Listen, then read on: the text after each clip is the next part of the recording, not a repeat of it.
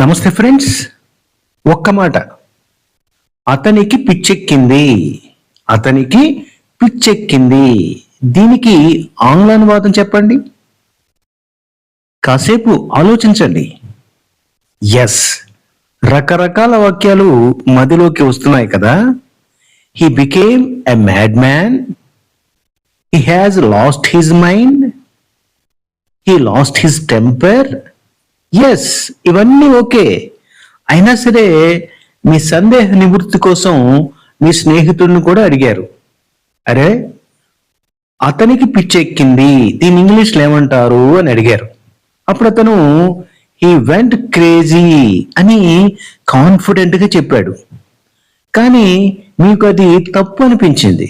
ఎందుకంటే గో అంటే వెళ్ళడం, వెంట్ అంటే వెళ్ళాను. అతను పిచ్చిలోకి లేదా క్రేజీ అంటే వింత ప్రవర్తనలోకి వెళ్ళాడు. ఇది సరైనది ఎలా అవుతుంది అని మీ సందేహం. కానీ ఫ్రెండ్స్, ఇది 100% రైట్.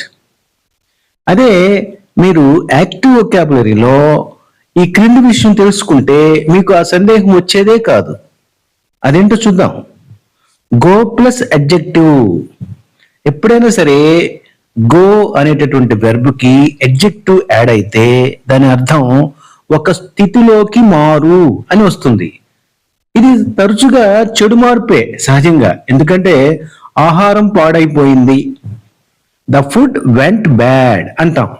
సహజంగా మంచిగా ఉన్న ఆహారం పాడైపోతుంది, అంతేగాని పాడైన ఆహారం మంచిగా అవటం అనేది కష్టం. కాబట్టి సహజంగా ఇవన్నీ కూడా మార్పులు చెడు వైపే ఉంటాయి. The food went bad. He went crazy. He went mad. Okay friends, మరిన్ని వివరాల కోసం మన ఇంగ్లీష్ వెనిలా ఛానల్లోని యాక్టివ్ వొకాబులరీ వీడియో చూడండి. లింక్ దిగువన ఇస్తాను. ఓకే.